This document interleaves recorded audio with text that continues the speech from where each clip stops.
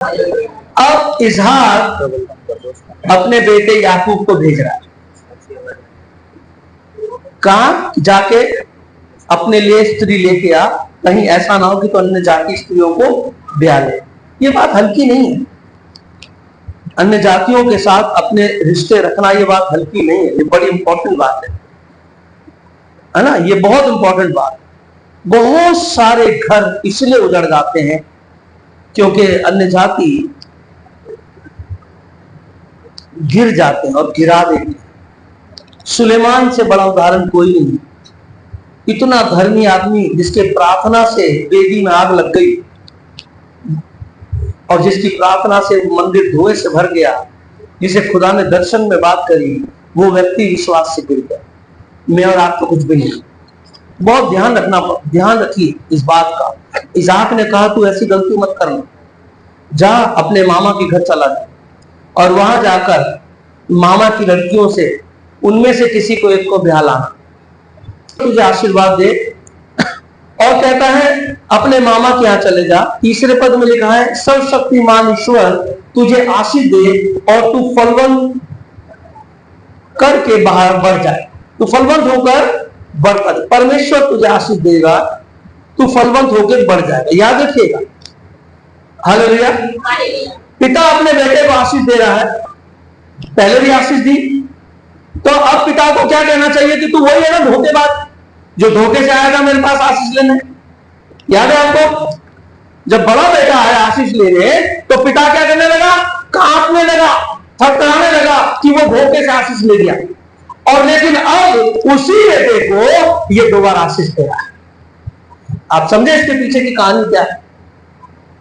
इसहाक जानता था कि वास्तव में परमेश्वर की आशीष के लायक वही है जो उसका आदर करता है। आप समझे, वो अपनी जिद पे नहीं रहा कि बड़े कहा थे तो बड़े को दो, बल्कि उसने कहा कि प्रभु की दृष्टि में ये उसके योग्य है, इसको आशीष मिलनी चाहिए। हालेलुया।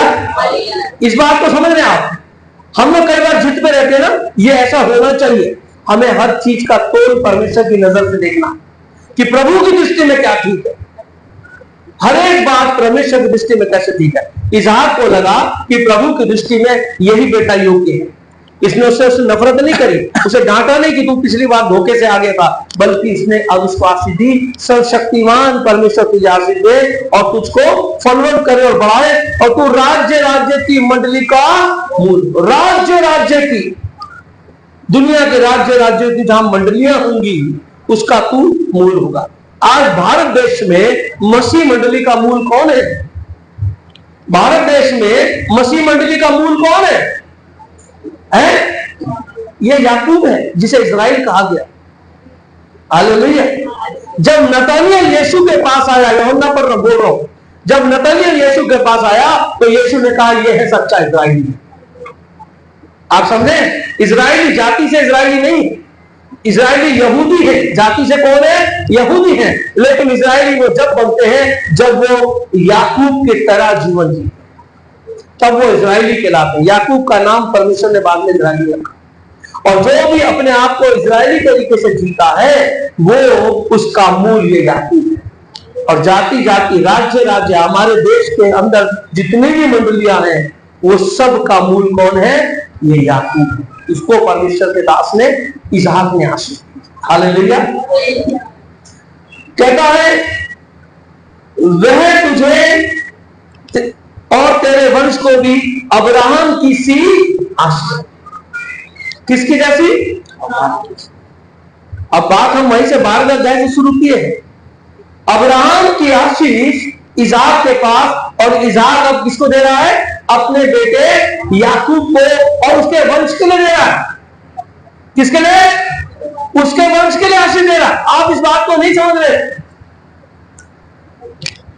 कहना क्या चाहता है? अब्राहम की आशीष इसहाक के याकूब के वंश को मिलेगी, जो कि 430 साल के बाद, इससे लगभग 500 साढ़े 500 साल के बाद जो हम पढ़ रहे वो एक जाति बनेगी।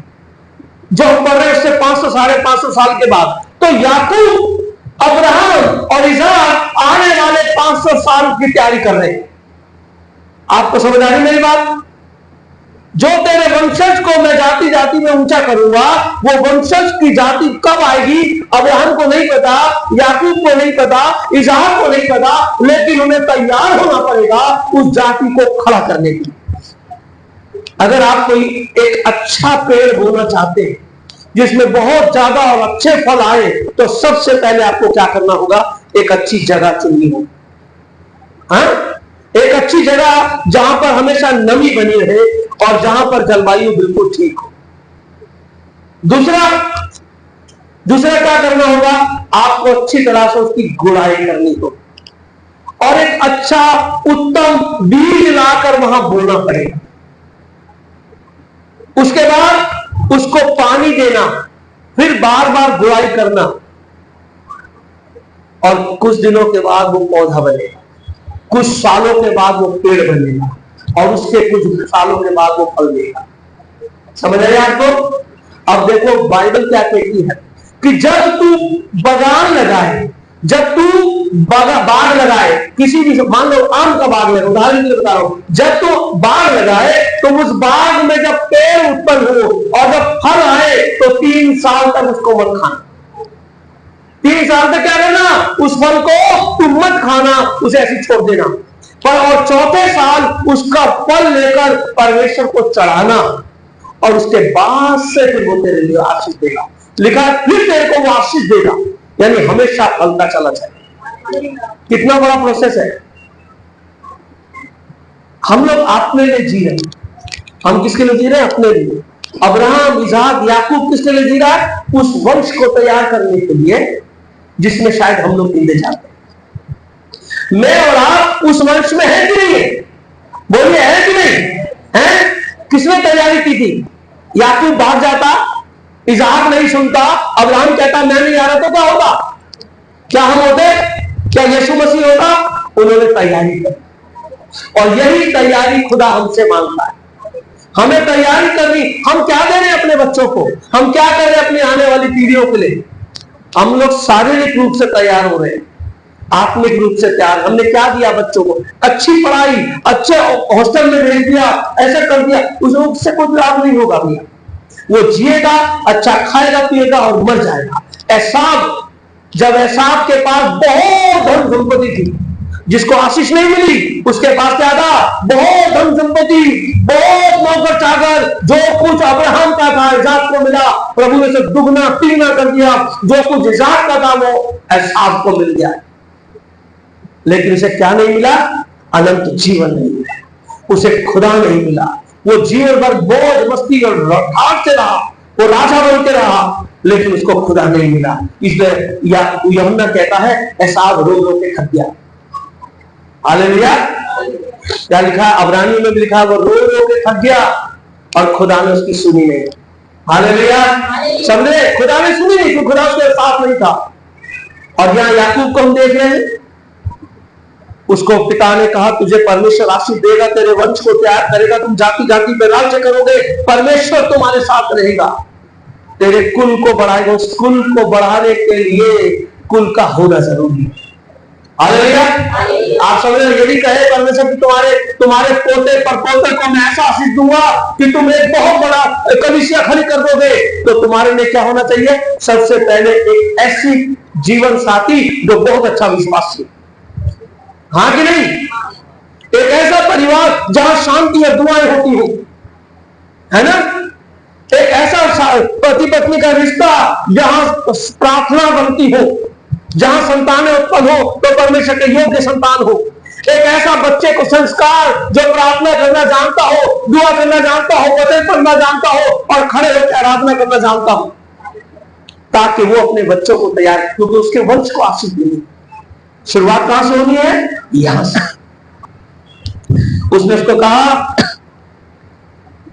परमेश्वर तुझे अब्राहम से आशीष दे कि तू यह देश जिसमें तू परदेशी होकर रहता है और जिसे परमेश्वर ने अब्राहम को दिया था, इसका अधिकारी हो जाए।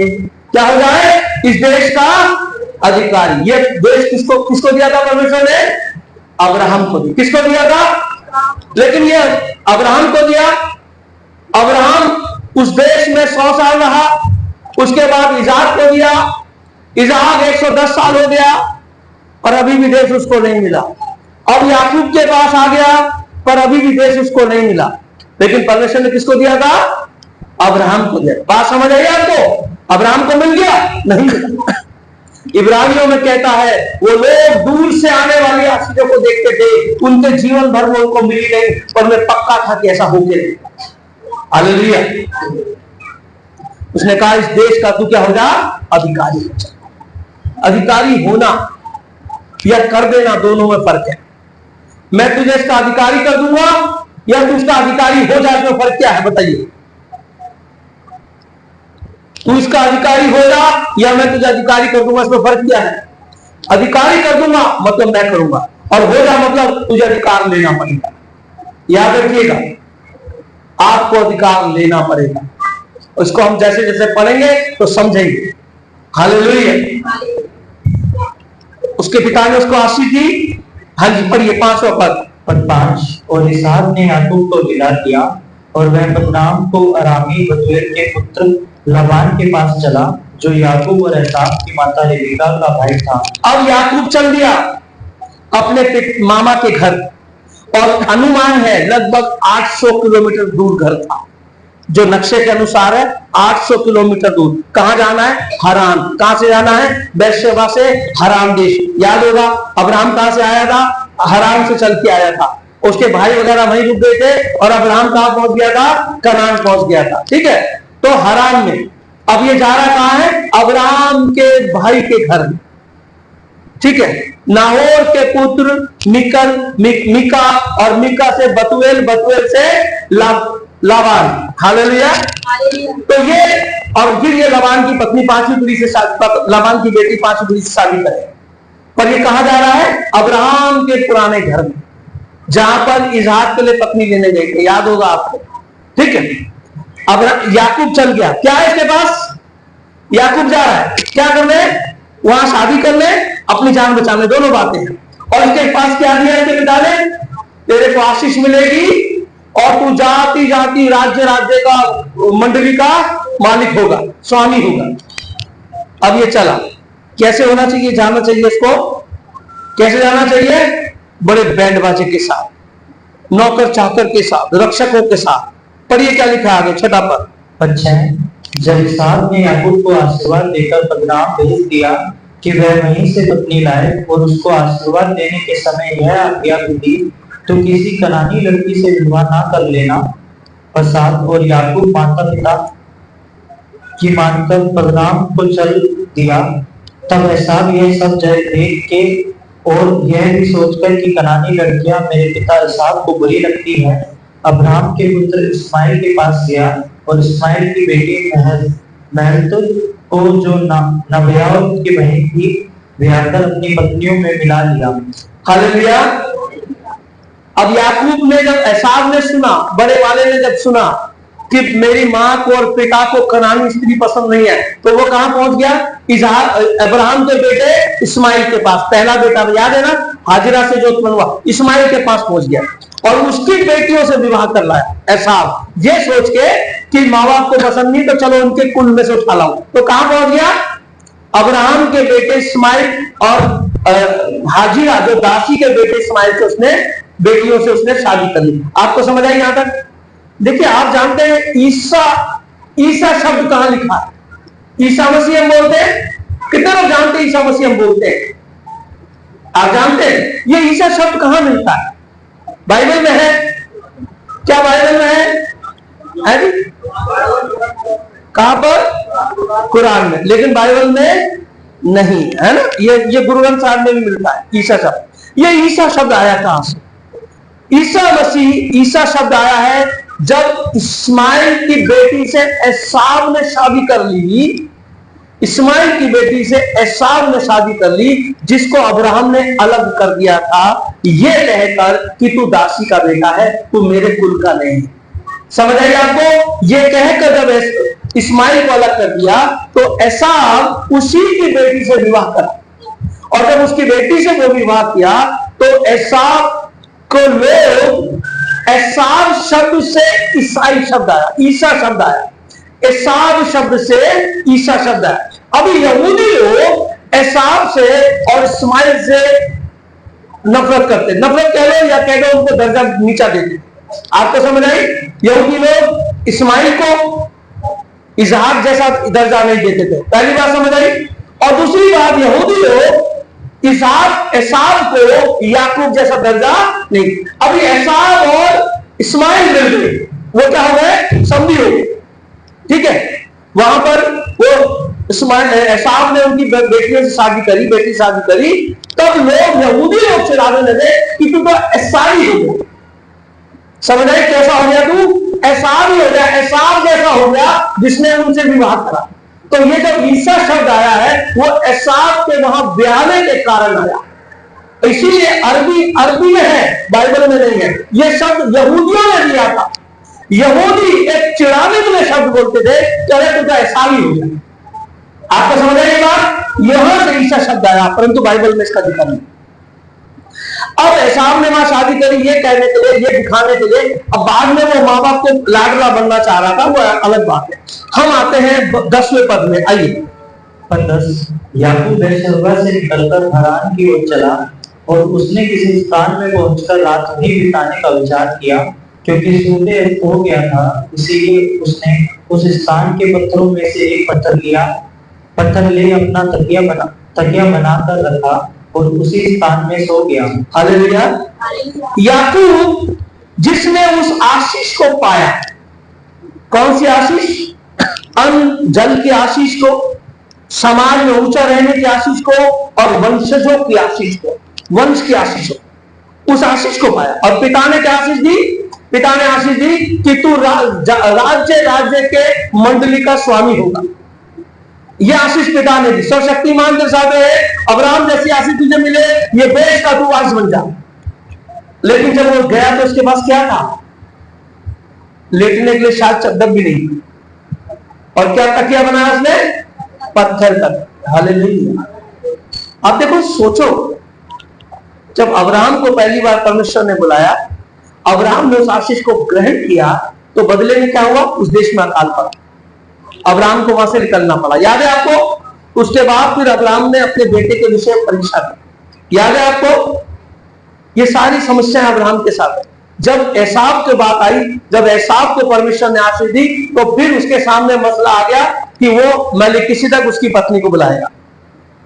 और जब याकूब को आशीष मिली, तो अब ये क्या हो गया? उसका घर बार माँ बाप तक छूट गया, और ये अब अकेला और बिना किसी सामान के जा रहा है। इसे बहुत दूर जाना है, और जब सो रहा है तो कैसे सो रहा है? पत्थर को सर के नीचे रखा। हालेलुया। हमारे क्या सपने? हमने कहा खुदा को हमने पाले तो सब मिल जाएगा। हमें सोचते ना, खुदा को पा लिया तो सब मिल जाएगा, अरे ये मिलेगा, वो मिलेगा, वो मिलेगा। यहां क्या मिला याकूब को? हालेलुया। समझ आइए आपको? याकूब को क्या मिला? बहुत धनवान था, बहुत धनवान था, बहुत वो करते, सब छूट गए। काहे के लिए? क्या करा इसने ऐसा? उस आशीष को पाया, अपने पिता से वो आत्मिक आशीष को पाया, उस लक्ष्य को लेके चला जो लक्ष्य अब्राहम को मिला था। हालेलुया। आप सुन रहे मेरी बात? जब आप परमेश्वर के काम को पूरा करते हैं, तो आप सपने में ये मत सोचो कि हम बहुत टॉप पे चले गए, प्रभु देगा। उल्टा हो गया। अब्राहम कहां चला गया? याकूब कहां चला गया? इसका सब कुछ छिन गया, और अकेला और पैदल और जा रहा है, और रात हो गई, जंगलों में रात हो गई, रास्ते में रात हो गई, तो पत्थर को सर के नीचे लेट गया। यह स्थिति है। पर ये आगे क्या लिखा है? पद 12, तब उसने स्वप्न में क्या देखा कि एक सीढ़ी पृथ्वी पर खड़ी है और उसका सिरा स्वर्ग तक पहुंचा है, और परमेश्वर के दूत उस पर से चढ़ते उतरते हैं, और यहोवा उसके ऊपर खड़ा होकर कहता है। बस यहोवा क्या देख रहा? सपने में परमेश्वर को देख रहा, और हाथ में क्या है?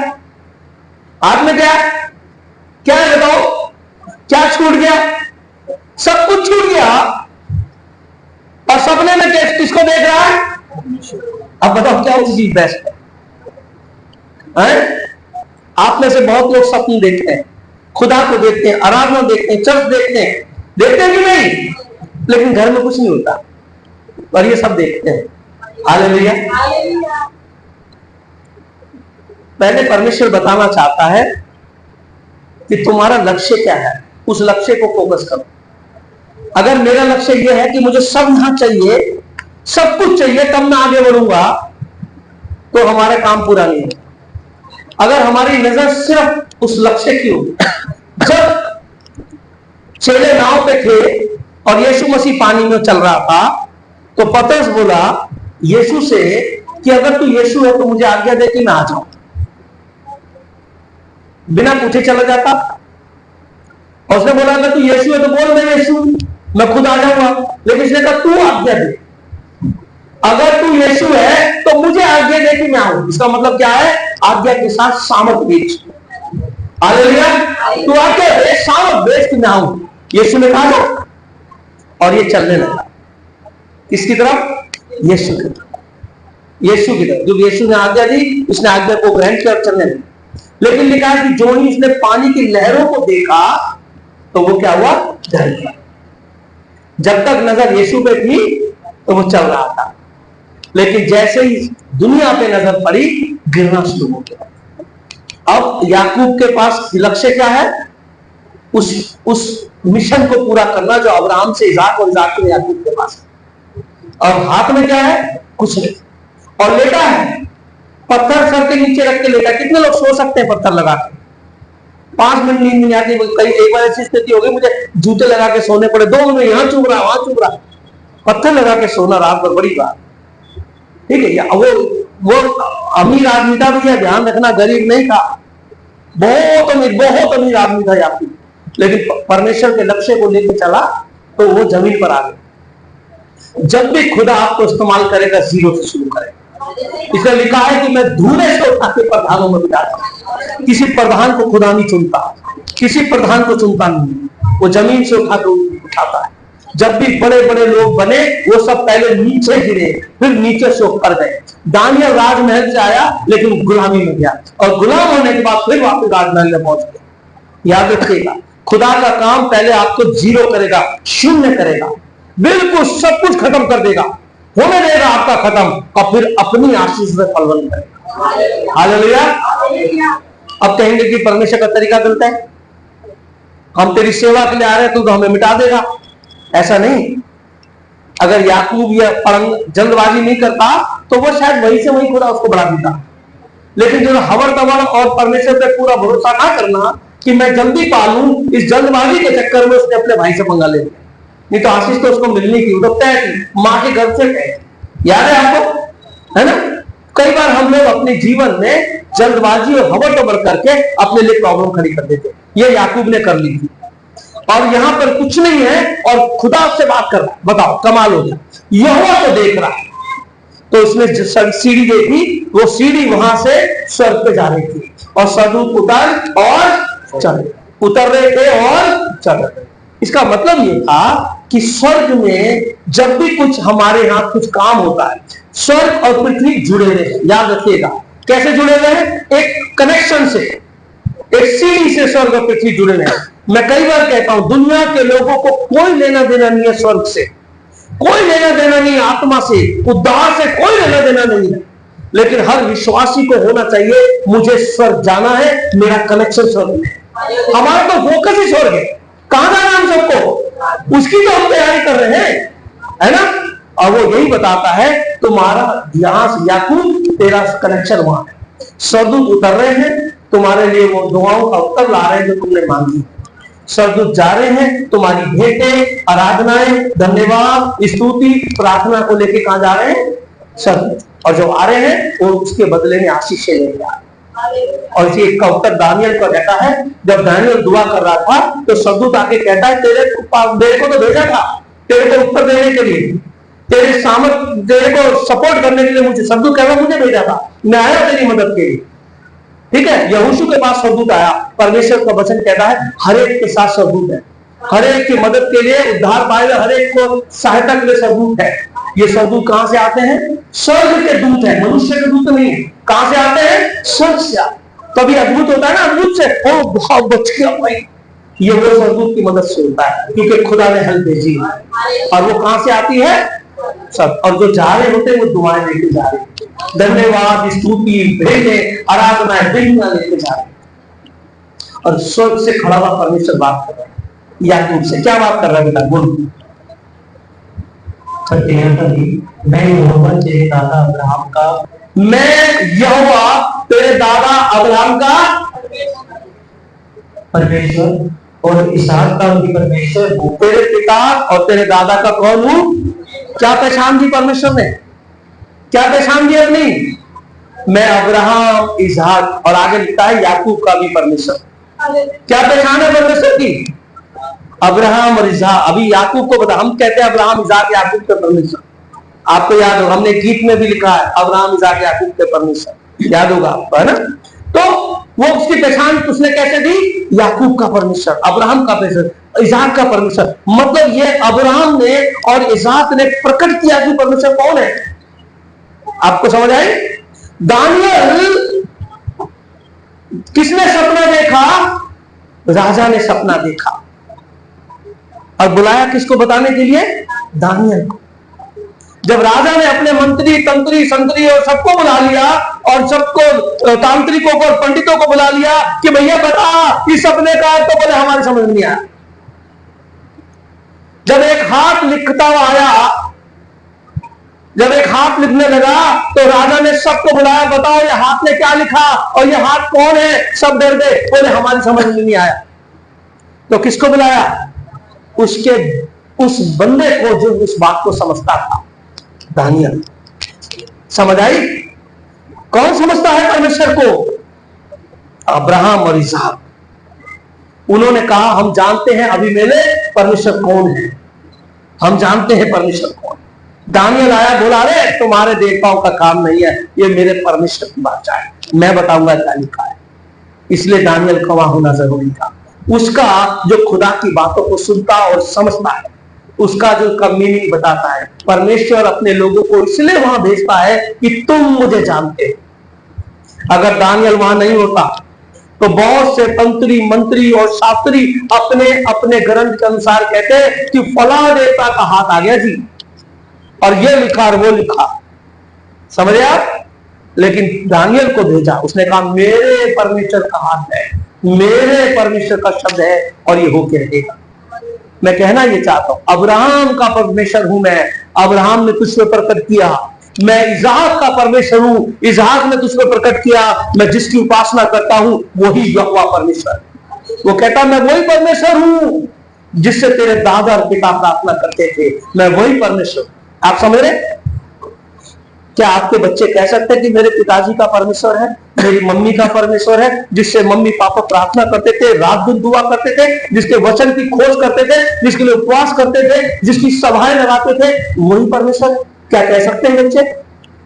या उनकी पीढ़ियां कह सकती हैं? आप सोच लो, सोचो। इसलिए खुदा ने कहा, आज पढ़िए क्या कहता है खुदा।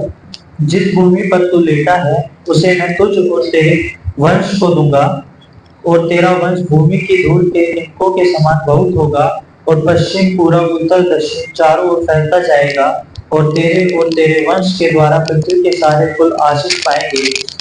और सुन, मैं तेरे संग रहूंगा, और जहां कहीं तू जाए वहां तेरी रक्षा करूंगा, और तुझे इस देश में लौटा ले आऊंगा।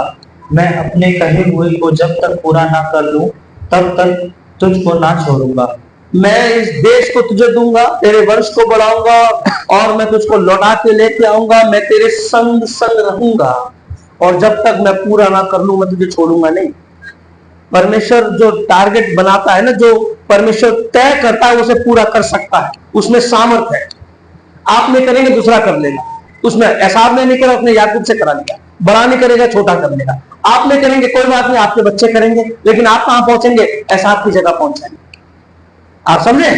आप ऐसा, ये हो सकता है जीवन आपका अच्छा हो, अच्छा काम धंधा रोजगार कमाई, अच्छे कपड़े पहन रहे हो, अच्छे खा रहे हो, गाड़ियों में घूम रहे हो सकता है सांप जैसा जीवन हो, लेकिन आप याकूब जैसी आशीष नहीं पाएंगे, क्योंकि आपने किसी को तैयार नहीं किया। आपका धन तो स्वर्ग में गिना जाएगा। समझे? कहां धन गिना जाएगा? स्वर्ग में। और वहां पूछा जाएगा कि तेरे साथ कितनी आत्माएं आई हैं। क्या पूछा जाएगा? दुनिया में क्या छोड़ के आया वो नहीं पूछा जाएगा, क्योंकि सब जल जाएगा। आपके सारे काम पतरस कहता है सारे काम जल जाएंगे, जल जाएंगे, आपकी जमीन जायदाद पैसा सब जल जाएगा, लेकिन जो आत्माएं आप बचा लोगे वो वहां आपको गिनवानी पड़ेंगे। ये आत्माएं थी, ये मैंने बचा के रखी। तो सोचो कि आप अपनी नहीं ले जा पाओगे, जब आप उस काम को नहीं करें तो आपकी अपनी आत्मा नहीं जाएगी, किसी को तो क्या लेके जाओ। उन्होंने कहा मैं कभी तेरे साथ रहूंगा, तेरे सब काम सफल कर, मैं तेरे साथ। और अब स्थिति क्या है उसकी? जमीन पे लेटा हुआ। हालेलुया। ये सब आशीष उसके पास है, पर जमीन पे लेटा हुआ है। कारण क्या है जमीन पे लेटने का? इससे परेशानी में, क्योंकि थोड़ा जल्दी पा रहा था उस आशीष को, जल्दबाजी कर रहा था, पहला कारण। पर दूसरा कारण यह है कि खुदा हमेशा नीचे से शुरू करता है। एक धनवान के लिए प्रार्थना करना मुश्किल नहीं है। धनवान के लिए प्रार्थना, आजकल आपको पता है ना, कई लोग तो क्या करते हैं कि वो पुजारियों को रख लेते हैं, भैया आके रोज यहाँ फैक्ट्री में बजा के जाना। ऐसा जानते हैं आप लोग, है कि नहीं? आप जानते हैं? पुजारी रखा, वो सारी फैक्ट्री, उसकी सारी फैक्ट्रियों में जाके पूजा वूजा करके चला जाता है, उसके लिए रखा। हमारे यहाँ लोग चढ़ावा देते हैं, चढ़ा देना जरा, मेरी पूजा चढ़ा देना। ऐसा नहीं है। खुदा चाहता आपसे चाहता हूं, वो चाहता आप अपने परमेश्वर से दुआ कर, प्रार्थना कर। वो आपकी दुआ सुनना चाहता है, वो याकूब की सुनना चाहता है। याकूब क्या प्रार्थना करे? उन्होंने कहा मैं तेरे संग रहूंगा, मैं तुझे आशीष। ये सब आशीष आपके साथ भी है, ये सब कोई इसमें बदलाव नहीं है। क्या कहते हो? क्या कहते हो? परमेश्वर आपके साथ है कि नहीं है? रहेगा कि नहीं रहेगा? क्या आप परमेश्वर आपके कुल को बढ़ाएगा कि नहीं? आपके परिवार वंशजों को आशीष देगा कि नहीं? बोलो, देगा कि नहीं? आपको विश्वास है कि आपकी दुआओं से आप अपने बच्चों को विश्वासी बनाएंगे, तो वो उसको आशीष देगा कि नहीं देगा? बोलो, देगा कि नहीं? वो सब क्या फर्क है उन आशीषों में और आपके हमारे जीवन में? Same same. उसकी स्थिति हमसे भी बुरी है, हमसे बुरी स्थिति में है। इतनी आशीष है, इतनी लगन खुदा के लिए, लेकिन हालात क्या है? जमीन पे लेटा, तकिया पत्थर का बना के लेटा हुआ है। हालात देखो, लेकिन फिर भी कहता है, खुदा को दर्शन देके बोला मैं तेरे साथ हूं, विश्वास है। हम भाग जाते हैं ना, 6 महीने हो गए यार कुछ बना नहीं, 8 महीने हो गए कुछ मिला नहीं, हम छोड़ के चले जाते हैं, दुआ छोड़ देते हैं, दुआ बंद कर देते हैं, हमारी दुआएं बंद हो जाती है। कई लोगों ने शुरू की थी सुबह 3:30 बजे की दुआ, बड़े जोश में लोगों ने करी, आज बहुत कम लोग बचे। बोलो ईमानदारी से, कितने लोग 3:30 बजे उठ के, 3 बजे 3:30 बजे उठ के दुआ करते हैं? देखो कितने कम लोग, कितने कम लोग। क्या हुआ? पहले पहले बहुत हाथ थे, विश्वास कम हो गया, भरोसा कम हो गया, हिम्मत जुट नहीं रही है। क्योंकि विश्वास से होता है, इच्छा होती ना कि भैया सुबह 3:30 बजे ट्रेन आएगी तो घूमने जाएंगे, तो रात भर नींद नहीं आती क्योंकि घूमने जाए। नए कपड़े पहनने से नींद नहीं आती, सुबह पहनने है ना, यहाँ नींद आ रही क्योंकि थोड़ा कुछ मिलना चाहिए। मैं तेरे साथ रहूंगा, मैं तुझे आशीष दूंगा। आगे पढ़िए क्या लिखा है, 16। तब याकूब जाग उठा और कहने लगा, निश्चय इस स्थान में यहोवा है। उसकी आंख खुल गई और बोला जरूर यहाँ पर यहोवा परमेश्वर है, और मैं जानता नहीं था कि यहाँ परमेश्वर है। हाँ जी। और मैं इस बात को ना जानता था, और भय खाकर उसने कहा, यह स्थान क्या ही भयानक है, यह तो परमेश्वर के भवन को छोड़ और कुछ नहीं हो सकता, वरन यह स्वर्ग का फाटक ही होगा। हाँ, पहले कहता है ये स्वर्ग, ये भयानक स्थान है, ये स्वर्ग का फाटक। भयानक, भयानक समझते हैं आप? डर लगता है, भयानक उसी को तो कहते हैं, डर लगता है। क्यों? खुदा से डरना क्यों? क्योंकि सावधानी बहुत जरूरी है। परमेश्वर के सामने, जितने बच्चे स्कूल में पढ़ते हैं, टीचर के सामने ध्यान रखते हैं ना, किसी भी काम को करते समय ध्यान रखते हैं, टीचर देख रहा है, हम लोग ध्यान रखते हैं। पुलिस वाले के सामने ध्यान रखते हैं, लाल बत्ती में, लाल बत्ती को नहीं देखते, पुलिस को देखते खड़ा है कि नहीं खड़ा, पुलिस को देखते, लाल बत्ती को नहीं देखते, ध्यान रखते हैं। और ये तो सर्वशक्तिमान है, इसलिए वहां उसकी उपस्थिति में बहुत सावधानी रखनी है, बहुत सावधानी रखनी। जब हम निर्गमन पढ़ेंगे, आवाज में पढ़ेंगे, तो समझ आएगा सावधानी क्या होती है। कहता बहुत भयानक स्थान है, ये जरूर परमेश्वर का भवन है। हालेलुया, ये जरूर परमेश्वर का भवन हो, और कुछ नहीं। और बाद में वहां पर भवन बना, याद रखिएगा, बाद में वो भवन बना। जब उस भवन को देखेंगे तो हम पढ़ेंगे कि वो कैसे कैसे बना। 369 साल तक वहां पर वो भवन बना रहा। हाँ जी, पढ़िए। पद 18। भोर को याकूब उठा और अपने तकिए का पत्थर लेकर उसका खंभा खड़ा किया और उसके सिर पर तेल डाल दिया। हाँ, अब वो सुबह उठा, जब सपना देखा तब आंख खुल गई, जाग गया। उसके बाद जब सुबह हुई, चलने का टाइम हुआ, भोर को उठा, तो उसने उस खंबे को, तकिए को खड़ा किया, उसमें तेल डाल के उसका अभिषेक किया। उस जगह को उसने चिन्हित कर दिया, अभिषेक कर दिया कि जहां मैंने खुदा का दर्शन पाया है वो पवित्र जगह है। हालेलुया। परमेश्वर कहता है कि वेदी पे रखी हुई हर चीज पवित्र हो जाती है। आप समझे? आटा, ये परम प्रसाद है, ये है अंगूर का रस, काले अंगूर का रस। अंगूर का रस कैसे निकलता है? मशीनों से ढकड़ दुकड़ करके निकलता है। यह है मैदे की रोटी। कैसे बनता है? मैदा आप सब जानते हैं, घर में आटा बनता है तो सब तरह का काम चलता भी रहता है। लेकिन जब ये यहां आ गया तो अब ये अंगूर नहीं रहा, अब ये मैदा नहीं रहा। क्या बन गया? परम प्रसादों से भी परम बन गया, है ना। जिस चीज में खुदा का नाम जुड़ जाता है वो शुद्ध हो जाता है, तो पवित्र हो जाता है। हालेलुया। तो अब याकूब क्या कहता है? ये जगह, यहां खुदा का सीढ़ी थी, खुदा तो ऊपर ही था, सीढ़ी थी, उसके दूत आ रहे जा रहे थे, ये जगह क्या हो गई? अभिषेक हो गई, पवित्र। हालेलुया। हम जब दुआएं करते हैं अपने घरों में, हमारे घर भी ऐसे पवित्र होने चाहिए, साफ सफाई में भी और आत्मिकता में। वही दारू चल रही है, वही गुटखा चल रहा है, वही झगड़ा हो रहा है, वही सारे काम चल रहे हैं, तो वहां परमेश्वर की उपस्थिति नहीं है। याद रखिएगा, ठीक है। पति पत्नी का रिलेशन पवित्र रिलेशन, मैं उसकी बात नहीं कर रहा हूं, वो पवित्र है, ठीक है। इसलिए लिखा है बिछोना पवित्र है। बाकी सारे उल्टे काम, बुरे काम हम अपने घरों में करते हैं और वही दुआ करते हैं, तो वो अभिषिक्त जगह नहीं है।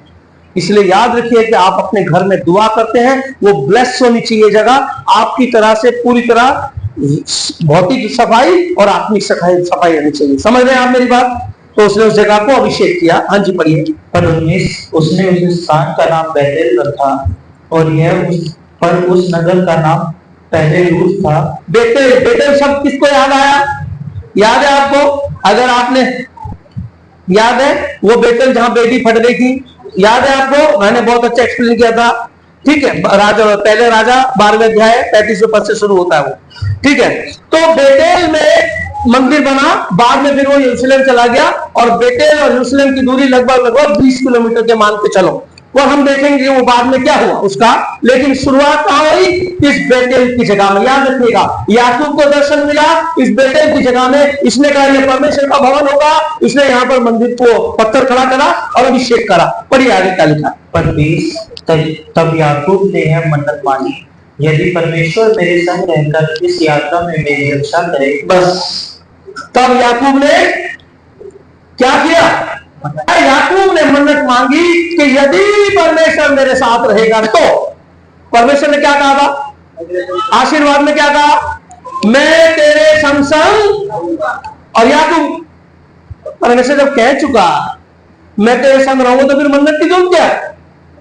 परमेश्वर ने पहले कहा ना मैं तेरे संग रहूंगा। यहोवा ऊपर से देख रहा है, उसे परमेश्वर दिख रहा है, परमेश्वर के दूत दौड़े चल रहे हैं, और फिर भी विश्वास नहीं है, फिर परमेश्वर से मन्नत की क्या जरूरत है? परमेश्वर से उसने मन्नत मांगी, जबकि प्रभु ने कहा मैं तेरे संग संग रहूंगा, और जब तक मैं अपनी बात को पूरा नहीं करूं मैं तुझे छोड़ूंगा नहीं। उसने कहा परमेश्वर मेरे साथ रहे।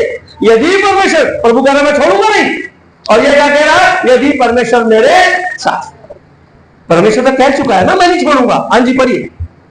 और मुझे खाने के लिए रोटी, और मुझे खाने के लिए रोटी, और पहनने के लिए कपड़ा दे। हाँ, और मैं अपने पिता के घर में कुशल से लौट आऊं। परमेश्वर ने कहा था इसी जगह को मैं तुझे दूंगा, तेरे वंशज को दूंगा। कहा था कि नहीं? और कह रहे मैं वापिस लौट आऊं, तो परमेश्वर तो कह चुका है। हाँ जी। तो यहोवा मेरा परमेश्वर ठहरेगा। तो यहोवा मेरा परमेश्वर अभी नहीं है। क्या अभी नहीं है? काश ने यहोवा का दर्शन पाया, डर गया, उसको जगह का अभिषेक करा, तो क्या यहोवा नहीं है? वो कह रहा मैं तो जानता नहीं कौन है, जब करेगा तब बात करूंगा, है ना। जब ये करेगा मेरी बात पूरी, तब मैं यहाँ पे अभिषेक करूंगा। लेकिन इसने पहले अभिषेक करा, बाद में मन्नत मांगी। याद रखिएगा, ये मन्नत का मतलब है, इसका एक मतलब है, जो खुदा आपसे वाचा बांधता है उसको आपको ग्रहण करना है। मैं इसको एक्सेप्ट करता हूं, मैं इसको ग्रहण करता हूं, और मैं बराबर इसको लेके चलता रहता हूं। समझ आए आपको? इसका मतलब यह है खुदा ने जो वाचा बांधी है, यदि खुदा तू ऐसा ही करेगा तो मैं भी निश्चित वैसा ही करूंगा जैसा मुझे करना है। हालेलुया। समझे? इग्नोर नहीं करा, खुदा की बात को अनसुना नहीं करा। हाँ ठीक है प्रभु तूने कहा, नहीं परमेश्वर तूने कहा, अब मेरी बारी है, मैं भी तुझसे वाचा बांधता हूं कि मैं ऐसा ही करूंगा। याद है हम जब यहां होते हैं, जब हम चर्च में होते हैं, जब आप पहली बार खुदा के पास आते हैं, आपसे पूछा जाता है क्या आप परमेश्वर विश्वास करते हो, है ना? पूछा जाता है कि नहीं? आप कहते हैं हाँ मैं करता हूं, मैं विश्वास करता हूं। यह आपका उत्तर होता है कि मैं अपने मुंह से अंगीकार करता हूं कि मैं इस परमेश्वर को मानता हूं। अब याकूब कह रहा है मैं वो सारी प्रोमिसेस के लिए मन्नत मानता हूं और विश्वास करता हूं, उसे ग्रहण करता हूं कि खुदा मेरे साथ ऐसा ही करेगा और बदले में मैं कैसा करूंगा। हालेलुया। खुदा करेगा मैं शांत रहूंगा, परमेश्वर करेगा मैं शांत रहूंगा। आपके जीवन में प्रभु काम करेगा, आप क्या करोगे? हैं? अब आपको मैं कहता हूं प्रभु ये सब देगा, आप घर चले जाओ तो अगले संडे आओगे? आओगे कि नहीं? बोलो, ये सब तो गारंटी मिलेगी, बोलो आओगे कि नहीं? घर में दुआ करोगे कि नहीं? ये तो वैसी मिलेगी, बोलो करोगे कि नहीं? क्यों? अरे ना ऐसी मिल जाएगी, क्योंकि आपका मन कहता है कि नहीं मुझे करना है। बोलो, कहता है कि नहीं? याकूब कह रहा है कि हमें, हमारी आत्मा कहती है मुझे भी करना है। खुदा की सारी आशीषें हैं, लेकिन मुझे मेरे काम को करना है। और मेरा काम क्या रहेगा? यदि तू मुझे अन्न दे, जल दे, मेरी यात्रा में मेरी रक्षा करे, मुझे आशीषित करे, जो टारगेट, जो लक्ष्य मुझे मिला है उसको पूरा करने में तू मेरी मदद करे, तो खुदा तू मेरा परमेश्वर है, निश्चित तू मेरे साथ रहेगा, तू मुझे सफल करेगा। मैं विश्वास करता हूं, मैं विश्वास करता हूं।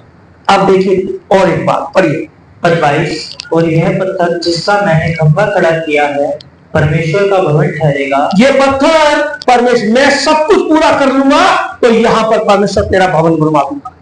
हालेलुया। मैं नहीं तो मेरे वंशज, और उसके नहीं तो उसके वंशज, क्योंकि मैं उनको सौंप के जाऊंगा। बेटा वो पत्थर याद रखना, आगे हम पढ़ेंगे उत्पत्ति में उसका क्या जिक्र किया उसने। ये जो प्रॉमिस कर रहा है ना याकूब, उसको पूरा करवाए, कह रहा मैं अपने काम को पूरा करूंगा, तेरे लक्ष्य को मैं पूरा करूंगा। जो तूने मेरे पास सौंपा है, तू मेरे साथ और मैं तेरे साथ। आमीन। आप समझे? एक तरफा बात नहीं चलेगी। पहले दिन से खुदा ने कहा यदि तू मेरी उपासना करे तो मैं तेरे अन्न और जल पास, ऐसे लिखा है। और यदि तुम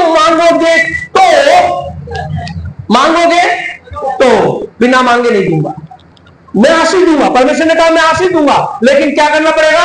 मांगना, उपासना करनी पड़ेगी, तो मैं तुमको दूंगा। हालेलुया।